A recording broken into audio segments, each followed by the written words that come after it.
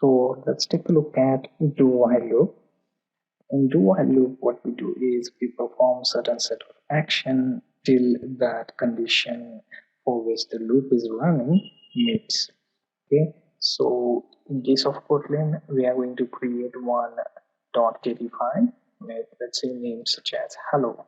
Okay, you can go for sample.kt, hello.kt, or anything.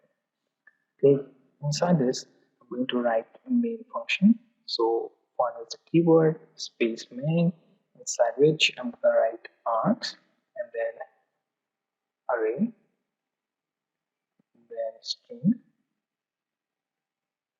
Then here you can see variable x integer equals to 0, because we are going to increase the value of this x for, say, up to 50.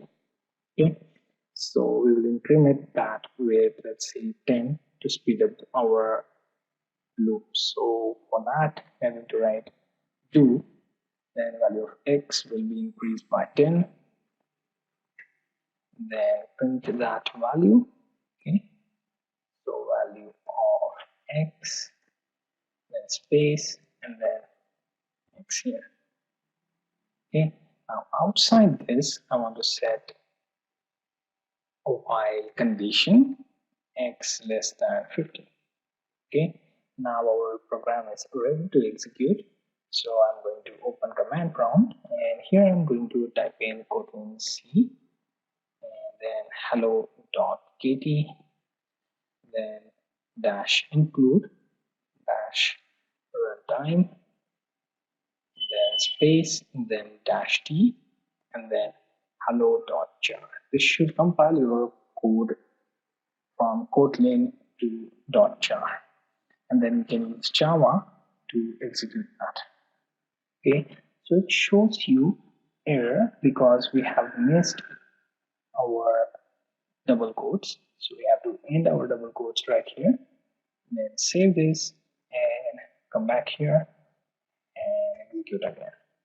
Okay, now that your code is compiled, you can now type in java-jar and then hello.jar.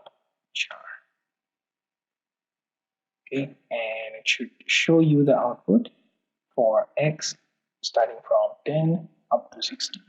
Okay, so as you can see, my condition shows equals to or less than or equals to 50. So it will continue to run one extra value. So if you want up to 50, then you have to write the condition 40, or you have to increment this before this reaching the value for 50.